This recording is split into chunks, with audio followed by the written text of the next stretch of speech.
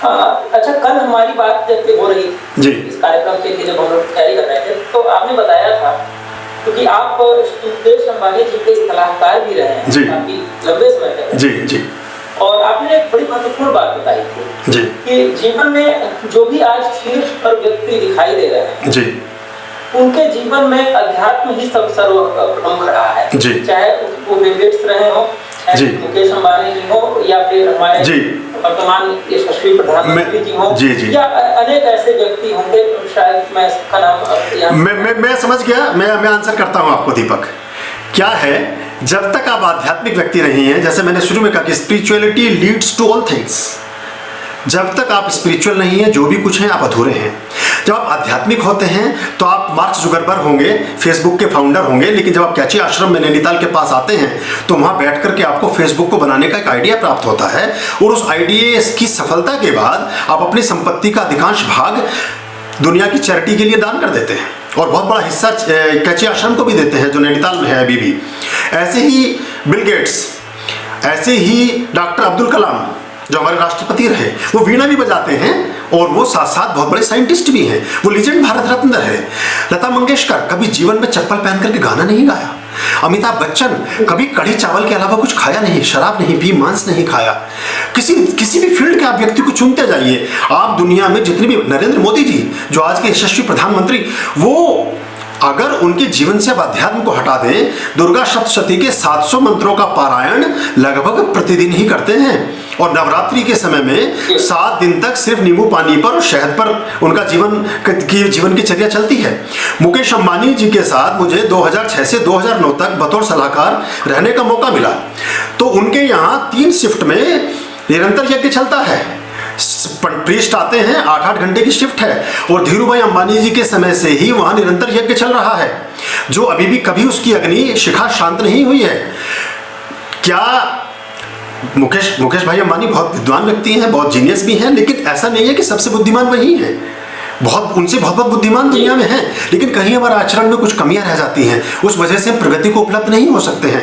जब भी बद्रीनाथ में, केदारनाथ में धाम खुलता है तो उन्हीं के यहाँ का आया हुआ वस्त्र वहाँ भगवान को समर्पित किया जाता है। जब वहाँ के द्वार कपाट बंद किए जाते हैं तो उन्हीं के यहाँ के आए हुए श्रृंगार और मिष्ठान भोज से उनके कपाट बंद किए जाते हैं।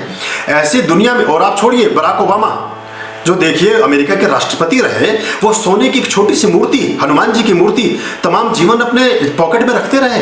वो हमेशा ऊपर की पॉकेट में उस मूर्ति को रखते थे, और बहुत लोगों ने उनसे प्रश्न किया, उन्होंने कहा मैं इन्हीं से बना हूं। जब यूनाइटेड नेशंस में थे तब से उन्होंने उसको, सेक्रेटरी थे तब से, अपनी जेब में रखा। तो दुनिया का कोई भी वो व्यक्ति जो समग्र अर्थों में कामयाब हुआ है, उसकी जड़ें अध्यात्म में रही हैं। अगर वो अध्यात्म में नहीं रहा है तो वो उतना कामयाब भी नहीं रहा है। कुछ सीमाओं तक वो गया है, लेकिन उसने सर्वोच्च को नहीं चूमा है। तो ये एक बहुत बड़ी बात है, और ये तभी आ सकती है। आज जो जीवन में परेशानी है लोगों की, वो आध्यात्मिकता के माइनस करने से है। सोच बदलती है जब आप आध्यात्मिक होते हैं। रिलीजन में और स्पिरिचुअलिटी में, दोनों में फर्क है। प्राय होता क्या है, हम पूजा पाठ के तौर तरीकों को ही, हम जो पूजा पाठ का काइंड ऑफ वर्शिप है उसको ही हम सोचते हैं कि यही धर्म है। धर्म ये नहीं है। धर्म बहुत बड़ी चीज, धर्म रक्षति रक्षता, धर्म धारण करने की चीज है, और धर्म बहुत बड़े मायने धर्म के हैं, लेकिन आध्यात्मिकता कई मायनों में उससे भी कई कदम आगे चली जाती है। और जो व्यक्ति आध्यात्मिक नहीं है, वो व्यक्ति कभी भी समग्र रूपेण कोई कार्य नहीं कर सकता है। अभी आप देखिएगा, अभी आने वाले समय में बहुत जल्दी बहुत सारे काम ऐसे हुए जो नरेंद्र मोदी जी के समय में हुए हैं। अभी आपके चैनल के माध्यम से मैं एक और भविष्यवाणी कर रहा हूं कि बहुत शीघ्र आप देखेंगे कि कैलाश मानसरोवर और तिब्बत ये भारत का हिस्सा है। आप देखिएगा, आप और हम इसके साक्षी होंगे। ये बहुत जल्दी ऐसा होगा। और जो ये नेपाल में छटपटाहट है और सारी चीजें जो हुई हैं, जो भी अभी लिपुलेख पास तक, मैं जब कैलाश मानसरोवर यात्रा में गया, मैंने पूरा दुर्गम यात्रा और मैंने पैदल यात्रा उसकी की है 2015 में, तो वो चाइना ने बिल्कुल मानसरोवर झील पर ऐसा किया हुआ है जैसे वहाँ आर्मी का सेंटर बना दिया है उसको। हजारों सैनिक उनके वहाँ रहते हैं, और हजारों उनकी वहाँ बख्तरबंद गाड़ियाँ और ट्रक वहाँ लगे रहते हैं।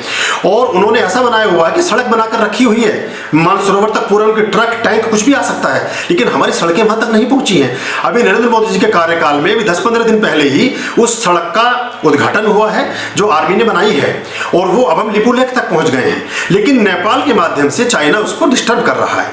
तो परमात्मा अपने कार्यों को करने के लिए, अपने बड़े कार्यों को करने के लिए ऐसे ही व्यक्तियों को चुनता है जो उसका माध्यम बनते हैं, और वो बड़ी बड़ी गुत्थियां सुलझ जाती हैं।